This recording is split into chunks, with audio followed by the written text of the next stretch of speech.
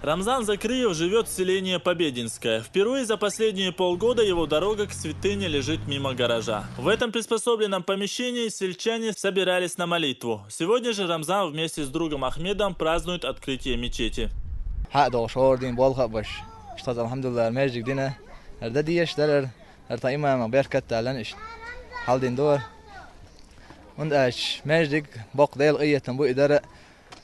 دال الله صلى الله عليه وسلم الله دع ماجد دينشن الله داله سن يسمي شهو سميوه هو أعلن إيش حدا إيش تفهم ودل ديش طيب وين خا مهل تقدر شيء أدم تشقي يق سن تانيالي سأتش الله هو تانيالي سأتش مسار آل دول برتاح دقائق هيكش الحمد لله تقن اشتق دالن حدي رشدور ماجد.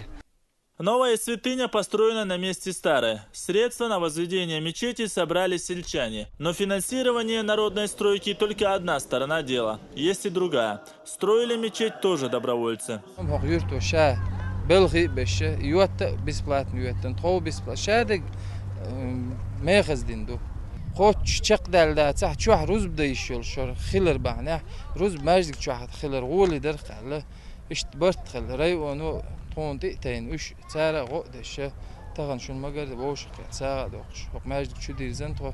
Территория вокруг мечети занимает около гектара земли. Рядом с новым зданием построена комната для омовения. Облицовка мечети еще не завершена. Процесс открытия ускорили, чтобы верующие больше не собирались на молитву в гараже.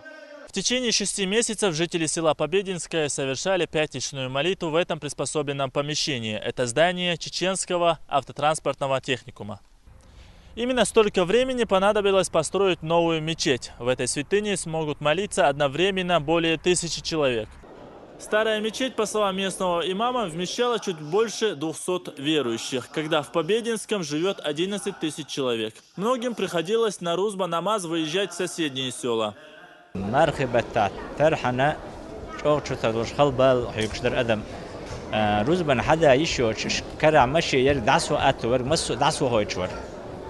دخان حلقة دندين ماجد داره إيش سنا يورت برت خلا ناقوش دقة بقول برت خلا لا المقطعها هر حسم هنت بخايل حسم دعلي عنا سمتع ماجد لاتن شوها دوق ماجد حل دير دوي ألا بول دالتي بينا إيش تغيرت خوش دعو لير هر ماجد. Сегодня азан впервые после строительства призвал верующих к зухру. Сотни мусульман стали в единые ряды и совершили джума-намаз. Ахмед Джабраилов, Рустам Кадимагомаев, Зураб Дутаев и Вахи Кантаев. Новости.